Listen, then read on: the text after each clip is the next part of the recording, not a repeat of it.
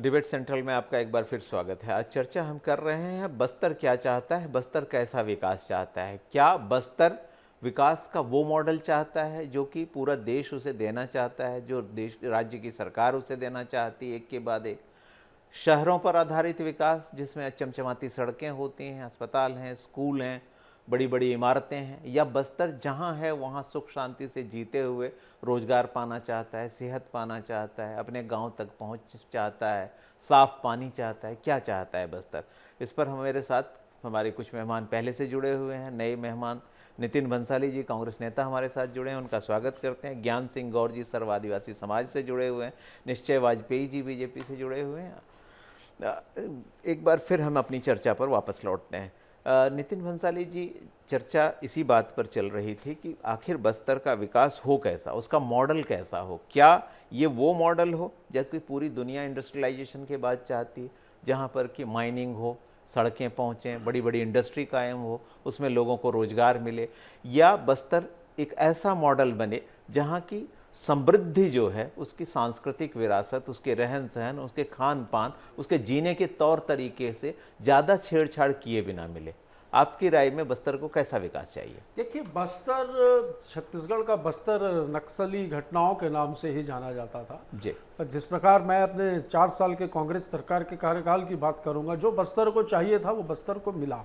3 मंत्रों पर राज्य सरकार ने काम किया: विश्वास, विकास और सुरक्षा। पहले आप देखिए, बस्तर में बंदूकों की, गोलियों की और बम के धमाकों की आवाज़ सुनाई देती थी। आज स्कूल की घंटियों की आवाज़ सुनाई दे रही है। 400 से ज़्यादा बंद पड़े स्कूल खोले गए। नक्सलवादी चाहते हैं कि एजुकेशन ना हो, शिक्षित ना हो। ये एक मूल समस्या थी जो शिक्षा थी, तो राज्य सरकार ने शिक्षा पे मूल रूप से वहाँ फोकस किया। दूसरा, रोजगार पे, जैसे कि वनोपज की खरीदी की हम बात करें कि 6 प्रकार के वनोपज खरीदते थे, इसको 65 प्रकार के वनोपज की खरीदी शुरू की राज्य सरकार ने। महुआ, जो कि वहाँ सड़कों में पड़े रहता था, कोई बिनने वाला नहीं था, उस महुए को भी राज्य सरकार समर्थन मूल्य में 30 रुपए किलो में खरीद रही है। बस्तर जो है अभय जी, जो नक्सलवाद और बंदूक की गोलियों की धमक से जाना जाता था, आज इमली, महुआ, चिरौंजी और कॉफी की खुशबू से पहचाना जा रहा है। बस्तर की कॉफी के चर्चे विदेशों तक हैं। जी बिल्कुल। तो ये एक गर्व की बात है छत्तीसगढ़ के लिए। हाँ, निश्चित तौर पर अभी बहुत कुछ किया जाना है, बहुत कुछ। जिस दिशा में हम काम कर रहे हैं उस दिशा में और भी बेहतर करने के अवसर अभी हैं, और राज्य सरकार बिल्कुल इस दिशा में काम जो कर रही है, कुछ हुआ है उससे और बेहतर करने की गुंजाइश। आपने कॉफी की चर्चा की, मैं अपने दर्शकों को ये बताता चलूं कि एक समय बस्तर में जब कॉफी की शुरुआत की गई थी खेती की, तो 22 एकड़ में कॉफी की खेती होती थी। आज 5000 एकड़ में बस्तर में कॉफी की खेती हो रही है और इससे लगभग 22,000 लोगों को रोजगार मिला हुआ है। यही नहीं, मसालों की बड़े पैमाने पर कोंडागांव के इलाके में खेती होने लगी है। काली मिर्च जैसी चीज़ें जो हैं, अब जो कि हम समझते थे किसी ज़माने में कि ये केवल दक्षिण में हो सकती है और नीलगिरी हिल्स और केरल की चीज़ें हैं, लेकिन आज वो बस्तर में होने लगी हैं। बहुत सारा बदलाव, बहुत सारी नई पहल हो रही है। इस बीच मेरे साथ जगदलपुर से विकास तिवारी जुड़ गए हैं, पत्रकार हैं, बस्तर को समझते हैं, बस्तर के निवासी हैं, और यही नहीं, बस्तर के अंदरूनी इलाकों में उनको आने जाने और लोगों को बहुत करीब से देखने का मौका मिला है। तो विकास, आपसे समझना चाहूँगा कि चूंकि आप सुदूर इलाकों में गए हैं, चाहे वो जगरगुंडा हो, इंजरम का इलाका हो, या नारायणपुर का, या बीजापुर के बहुत सारे इलाके हों, आप तमाम जगहों पर गए हैं। आपने किस बस्तर को देखा है और वो बस्तर क्या चाहता है? सर, सबसे पहले आपको मैं धन्यवाद देना चाहूंगा कि आपने भी मुझे मौका दिया कि मैं अपनी बात रख पाऊँ आपसे इस कार्यक्रम में, और आप सभी को नमस्कार करते हुए मैं बताना चाहूंगा कि सरकार हमेशा सोचती है कि हम बस्तर की रक्षा कर रहे हैं। ये ठीक उसी तरह है, मुझे ऐसा लगता है सर, जो इतने दिन से मैं लगातार अंदरूनी इलाकों में आखिरी आदमी से मिलने की कोशिश कर रहा हूँ, उनसे पूछता हूँ कि आप क्या चाहते हैं। तो सबसे पहली बात जो मुझे समझ में आई कि बस्तर का हर आदिवासी, देखिए आदिवासी ही बस्तर है, और हर आदिवासी चाहता है कि उसे सुकून से जीना है, शांति से जीना है, उसे किसी का दबाव नहीं चाहिए। और साथ ही साथ ये सरकार चाहे भाजपा की हो या कांग्रेस की हो, मैंने देखा वहां पे कि ये वही बात हुई कि आपको डायबिटीज है और मैं आपको मिठाई खिलाना चाहता हूँ, आपसे नहीं पूछ रहा हूँ कि आप क्या खाना चाहते हैं। तो कभी बस्तर से नहीं पूछा जाता कि आप क्या चाहते हैं, बिल्कुल। बस उनके ऊपर अपनी बातें तो थोप दी जा रही हैं कि हम आपके लिए ये कर रहे हैं, आपके लिए वो कर रहे हैं। हकीकत ये है कि बस्तर का आदिवासी अलग अलग परिप्रेक्ष्य में उनकी मांग अलग अलग तरह से, लोग, जैसे मैं आपको बता रहा था कि मिनपा, जब मैं मिनपा में था जहां 17 जवानों की हत्या हुई थी माओवादियों के द्वारा, वहां के ग्रामीण चाहते हैं कि उनके गांव में स्कूल खुले, वहां के ग्रामीण चाहते हैं कि उन्हें हैंडपंप मिले, लेकिन वहां के ग्रामीण ये नहीं चाहते हैं कि उनके गांव के आसपास कैंप लगे जिससे कि वो आदिवासियों के लिए वनोपज ही है। जिस तरह से छत्तीसगढ़ में धान 2500 रुपए में खरीदा गया, आप बहुत बेहतर तरीके से जानते हैं कि दक्षिण बस्तर में धान उत्पादन कम है, वहां वनोपज की ज्यादा मात्रा है, और ये पूरा वनोपज आपको जंगलों से ही हासिल करना है।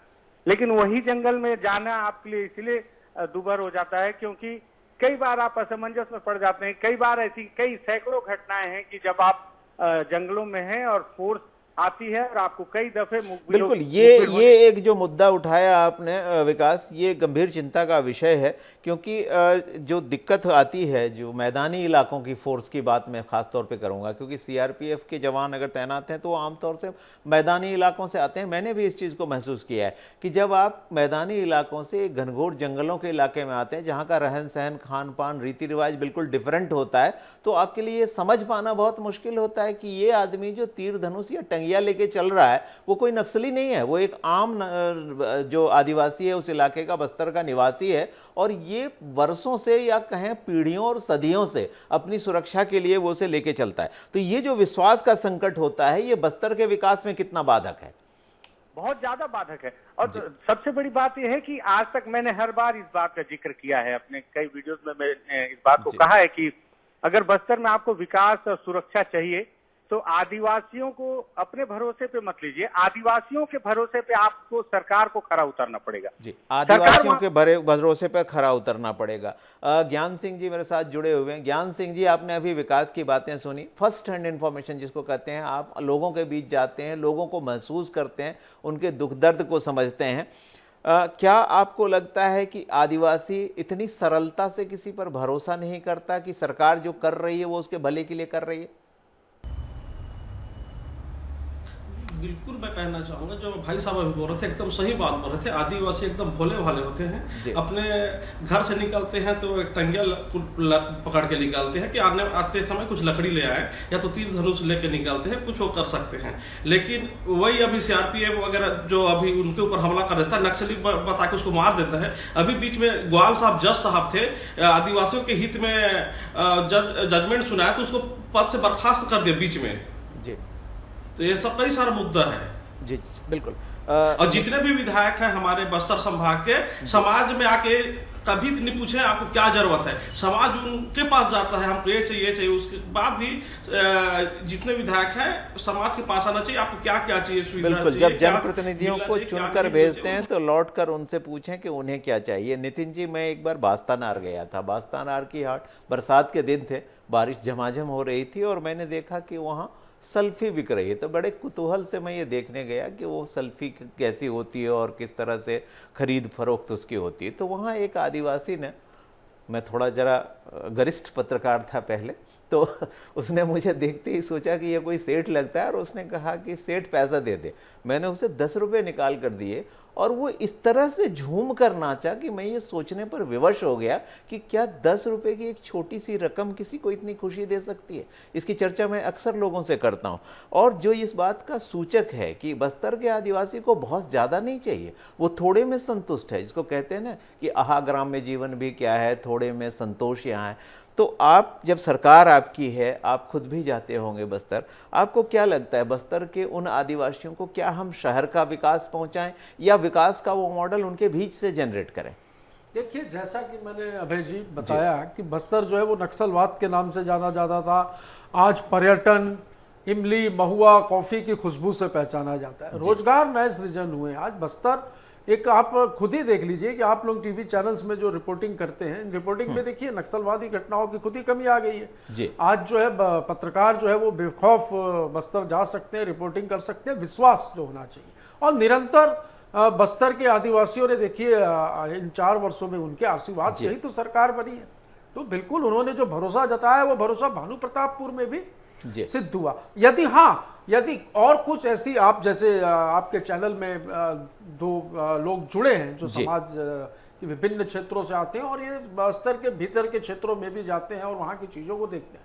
तो मेरा आपके चैनल में ये रिक्वेस्ट है कि यदि कोई ऐसी बात है जो सरकार तक यदि नहीं पहुंच पा रही है, तो आप लोगों से रिक्वेस्ट है, मुख्यमंत्री बहुत सहज और सरल है, आप बिल्कुल उनकी बातों को, उनकी मांगों को, क्योंकि बोली का भी काफी फर्क है, वो मुझे ऐसा लगता है कि भाषा, हिंदी भाषा नहीं समझते और उनकी भाषा गोंडी, हल्बी, जो अलग अलग भाषाएं, बिल्कुल अलग अलग टाइप की लैंग्वेज होती है, तो आप उनको समझिए। और यदि आपको लगता है कि यहाँ पर और बेहतर किया जा सकता है, सरकार बेहतर कर रही है, पर हाँ ये यदि कहा जाए कि फोर्स वहां न भेजी जाए, तो फोर्स हम विकास के लिए ही भेज रहे हैं, नक्सलियों को खदेड़ने के लिए भेज रहे हैं। देखिए इसीलिए नक्सलवाद जो है ये फोर्स पे, और जो कैंप खुले हैं वहां पर सुरक्षा कैंप, उसकी वजह से नक्सलवाद की घटनाओं में कमी आई है। स्कूल खुले हैं, अस्पताल बने हैं, ऐसी कई सड़कें हैं जो कई सालों से अधूरी थी, उनका टेंडर शुरू हुआ, कई पुल है, कई चीजें हुई है इस दरमियान। तो कुछ बातें ऐसी हो सकती हैं जो आप बता रहे हैं कि वो बतानी चाहिए, तो निश्चित तौर पर आप बिल्कुल इसके लिए स्वतंत्र हैं और आप आइए। बिल्कुल नितिन जी, एक जिम्मेदार चैनल के रूप में आपने देखा होगा कि हमारी हमेशा ये कोशिश रहती है कि हम एक चीखने चिल्लाने वाली डिबेट का मंच ना बने, बल्कि आदमी की जो अपनी ज़रूरतें हैं, उसकी जो सोच है, उसके जो सुख दुख हैं, उसका एक प्लेटफॉर्म बने, एक संवाद का माध्यम कायम हो सके।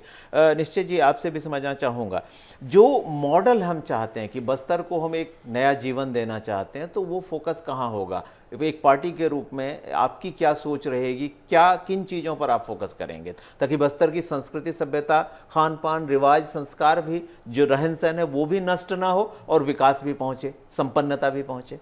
निश्चित तौर पर विकास जो है वो किसी भी क्षेत्र का जो विकास है, वो विकास वहाँ के लोगों की जो मूल तासीर है उसके अनुरूप ही होना चाहिए, और यही नीति है। इसमें कोई विषय ही नहीं है।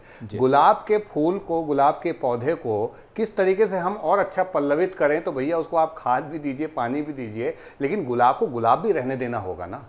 तो इसमें कहीं विषय नहीं है, लेकिन देश काल परिस्थिति के हिसाब से आज के समय के अनुरूप वो कदम से मिलाकर कदम चल सकें, इसकी शिक्षा, इसकी चिकित्सा की व्यवस्था, इस तरीके के इंफ्रास्ट्रक्चर की व्यवस्था वहाँ हमारे बस्तर के भाइयों को होनी चाहिए, इसमें भी कोई बात नहीं है। विषय ये है कि बंदूक के दम पे नक्सली जब अपनी बात को मनवाने की बात शुरू की, तब फोर्स गई है, फोर्स पहले नहीं गई है। आप ये समझिए, बस्तर की तासीर को बदल देने का काम बस्तर आज नहीं है, बस्तर तो हजारों लाखों साल से वैसा ही बस्तर है, हमारे भाई लोग वैसे ही हैं, उनकी तासीर मूल वैसे ही, और आने वाले हजारों साल तक वैसी ही रहेगी। इस बीच में ये बाहर की सोच को लेकर के आने वाले लोग, जिन्होंने अपनी बात को मनवाने के लिए बंदूक सामने की और जिसने नहीं सुना उसको गोली मारी, उनको रोकने के लिए, बस्तर की तासीर को बदलने का काम करने वालों को रोकने के लिए फोर्स गई। ये बात सही है कि उसमें कुछ जातियां होंगी या जिस भी तरीके की होगी, या बस ये बात सही है, वहाँ के लोग जो हैं शांति चाहते हैं, अपने जैसा जीना चाहते हैं, जैसा वो जीते रहे हैं, जैसे उनके पूर्वज जीते रहे वैसे वो जीना चाहते हैं। और हमारा भी कोई ऐसा कि नहीं भाई आप ये बन जाओ, आप रजनीगंधा का फूल बन जाओ, ऐसा किसी का प्रयास नहीं है। प्रयास यही है कि उनकी तासीर के हिसाब से वो और बेहतर इंसान भी बने और उनकी सुविधाएं बेहतर हों। आज के जो तकनीकी एडवांसमेंट्स हैं, जो आज इतना विकास हुआ है, उससे भी वो जानकार रहें, उन सारी सुख सुविधाओं को वो भी प्राप्त करें जो विकास जो बाकी की सारी दुनिया और बाकी का देश जिसको महसूस कर रहा है, वो उसकी झलक उन तक भी पहुंचे। निश्चित, बिल्कुल। मैं एक बार फिर विकास तिवारी के पास पहुंचूंगा। विकास, आप अलग अलग इलाकों में भी गए हैं, जो जिसको कह सकते हैं कि बस्तर का हर कोना, जिसको छान मारना कहते हैं, चाहे वो बीजापुर का हो, चाहे सुकमा का हो, दंतेवाड़ा का हो, नारायणपुर का हो। एक संवादहीनता, जो अभी नितिन भाई ने भी ये बात उठाई थी कि संवाद की कमी कहीं कहीं रह सकती है, क्योंकि भाषाएं अलग हैं, बोलियां अलग हैं, तो कम्युनिकेशन गैप रह सकता है। क्या आपको लगता है ये संवादहीनता है वहां वाकई? सर, मैं नितिन जी से क्षमा चाहते हुए उनकी बात को काटते हुए कुछ बात रखना चाहूंगा। संवादहीनता की बात आती है, कोंटा के लोग अगर गोंडी भाषा में बोलते हैं तो उन्होंने अपना नेता कवासी लखमा को चुना है, ना कि भूपेश बघेल जी को चुना है। कवासी लखमा और उनके बीच में संवादहीनता हो सकती है, तो ये उनकी कमी है, क्योंकि उन्होंने तो गोंडी की भाषा जानने वाले नेता को ही अपना जनप्रतिनिधि चुना है। बीजापुर की बात कर लें तो वहाँ चंदन कश्यप हैं, वो उनकी भाषा शैली को समझते हैं, उनकी सब जरूरतों को समझते हैं, उनके बीच से निकल कर आए। समस्या जनप्रतिनिधियों के बीच भी है। मुझे ऐसा लगता है कि जो विपक्ष में बैठा है वो आदिवासी का नेता हो जाता है, और जैसे ही वो सत्ता में आता है वो आदिवासी लीडर हो जाता है, तो अपने ही लोगों के बीच से दूर हट जाता है। और इसमें वजह उन जनप्रतिनिधियों बोल रहा हूँ, चाहे भाजपा या कांग्रेस जिसके भी हो। और रही बात ये कि नितिन जी ने एक बात ये भी कही, बार बार जोर देकर कही कि नक्सलवाद बैकफुट पर है, तो मैं उनकी जानकारी के लिए बता दूं सर कि हमारे बड़े भाई रितेश मिश्रा जी ने एक अच्छी खबर की है हिंदुस्तान टाइम्स में, उसे पढ़ लेंगे तो उसमें समझ में आएगा कि कोविड के दौरान 10,000 बच्चे बस्तर में ड्रॉप आउट हुए थे, जिसमें पुलिस के अधिकारियों का मानना है कि 20% जो बच्चे हैं वो नक्सल संगठन के साथ जाकर जुड़ गए। अब आप इसमें अंदाज लगाइए कि अगर 10% बच्चे भी पीएलजीए के लिए जुड़ जाएंगे, काम करना शुरू कर देंगे, तो पीएलजीए से एक सीधी बटालियन खड़ी हो सकती है। हमको ऐसा लगता है कि नक्सलवाद बैकफुट पर है।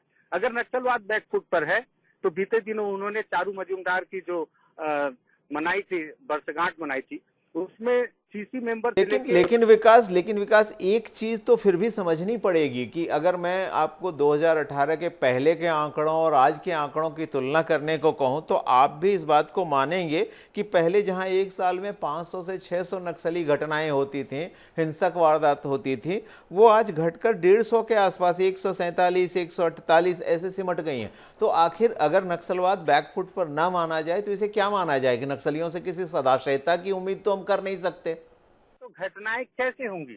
ऑपरेशन नहीं किए जा रहे हैं। ये बस्तर की जमीनी हकीकत मैं आपको बता रहा हूँ। पहले की जो आंकड़े हैं उसमें दिक्कत ये थी कि ऑपरेशन ज्यादा किए जा रहे थे, घटनाएं हो रही थी। अभी भी जब से कांग्रेस की सरकार आई है, जब जब ऑपरेशन हुए हैं, घटनाएं हुई हैं। इसमें मिनपा, बुरकापाल जैसे कई घटनाएं, मिनपा 17 जवान हुए थे, बुरकापाल में लगभग 25 जवान शहीद हुए थे। घटनाएं और छुटपुट लगातार हो ही गई हैं। जमीन पे ऑपरेशन कम कर दिए गए। अगर जमीनी हकीकत नितिन जी से बात करते हैं। नितिन जी, एक ये आपने विकास को भी कहते सुना, और एक जो बड़ा मुद्दा है जो मैं समझता हूं कि सरकार एक दीर्घ, नक्सलवाद कोई एक दिन में खत्म होने वाली समस्या भी नहीं है, बरसों में पनपी है, बरसों में ही जाएगी, और इंसर्जेंसी की एक उम्र होती है जिसे पूरा करके वो आखिरकार फ्रस्ट्रेट होकर मरता भी है। ऐसा हमने नॉर्थ ईस्ट में देखा भी है। सरकार बस्तर फाइटर जैसी जो योजनाएं चला रही हैं जिसके जरिए फोर्स में वहाँ के युवकों की भर्ती की जाती है, तो वो एक अच्छी योजना है। जैसे कहते हैं ना कि आरोणी खेत में लेट गया कि पानी आना बंद हो जाए ताकि पानी का बहना बंद हो और मेड़ कटना बंद हो। तो जब सोर्स को कैप करेंगे तो समस्या धीरे धीरे खत्म होगी। क्या आपको लगता है कि इस तरह की कुछ और योजनाएं हैं जिन पर सरकार को काम करना चाहिए? देखिए, योजनाएं लगातार वहाँ काम कर रही हैं जी। अब रहा सवाल विश्वास जीतने का जी। मैं बता दूं, 15 वर्षों में फर्जी नक्सली बताकर हमारे हजारों आदिवासियों को जेल में बंद कर दिया गया। इस सरकार ने पटनायक कमेटी के माध्यम से एक आयोग का गठन किया, जिनको भी रिहा करने का काम लगातार जारी है। मैं इस बात से ऐसा असहमत हूँ, जो हमारे समाज सेवी जो बैठे हैं जी, या समाज के जो प्रतिनिधि बैठे हैं जो कह रहे हैं कि ऑपरेशन नहीं हो रहे जी। ये बात कहना मेरे हिसाब से इसलिए अनुचित होगा कि आप ऐसा कह के उस बस्तर में जो अपनी जान हथेली पर लेकर, चाहे सीआरपीएफ के हों, चाहे राज्य पुलिस के हों या बस्तर फाइटर हो, जो लोग काम कर रहे हैं, ये उनके साथ मुझे लग रहा है अपमान होगा उनका, एक जो अपनी जान हथेली पर लेकर इस प्रदेश की और आदिवासियों की वहाँ पे सुरक्षा कर रहे हैं। तो ऐसा बिल्कुल भी नहीं है। नेशनल क्राइम रिकॉर्ड ब्यूरो के आंकड़े बताते हैं नक्सलवाद में कमी आई है। 2018 में यही छत्तीसगढ़ नक्सलवाद घटनाओं की, यदि हम नक्सलवादी घटनाओं का जिक्र करें तो पूरे देश में दूसरे नंबर पर था। आज ये किसी नंबर पर नहीं है। मतलब काफी सुधार हुआ है। और सुधार क्यों हुआ है? क्योंकि राज्य सरकार ने विकास को पहुंचाया है। और यदि कोई, मैं कह रहा हूं, आप जैसे कि ये अभी कह रहे थे कि उन्होंने जनप्रतिनिधि चुना, तो यदि कोई कम्युनिकेशन में प्रॉब्लम है तो बिल्कुल आप उस जनप्रतिनिधि के पास भी जाइए, बात करिए, और आपको लगता है कि यदि समाधान नहीं हो रहा है तो मैंने आपको और भी ऑप्शन बताया जी। बिल्कुल, ये जिम्मेदारी सभी की है, बस्तर में रहने वाले हर आदमी की, समाज के हर आदमी की भी जिम्मेदारी है। सरकार गंभीर कोशिश कर रही है, लेकिन कुछ समस्याएं जो हैं इतिहास में उनकी जड़ें होती हैं। और बहरहाल नक्सलवाद पर चर्चा मेरा मकसद भी नहीं था, लेकिन चूंकि नक्सलवाद है बस्तर में तो वो उस पर चर्चा हुए बिना रहा भी नहीं जा सकता। तो आप सब इस चर्चा में शामिल हुए, इसके लिए आप सभी का बहुत बहुत धन्यवाद। नितिन भंसाली जी आपका, निश्चय वाजपेयी जी आपका, ज्ञान सिंह और आपका, और साथ ही विकास तिवारी आपका भी। तो हम आज डिबेट सेंट्रल में चर्चा कर रहे थे बस्तर की, उस बस्तर की जिसके बिना हम शायद छत्तीसगढ़ की कल्पना नहीं कर सकते, उस बस्तर की जिसका आदिवासी इस देश की वह बुनियाद वैसे ही है जैसे हम आप सभी लोग हैं। आज की चर्चा में इतना ही। मुझे दीजिए इजाज़त। नमस्कार।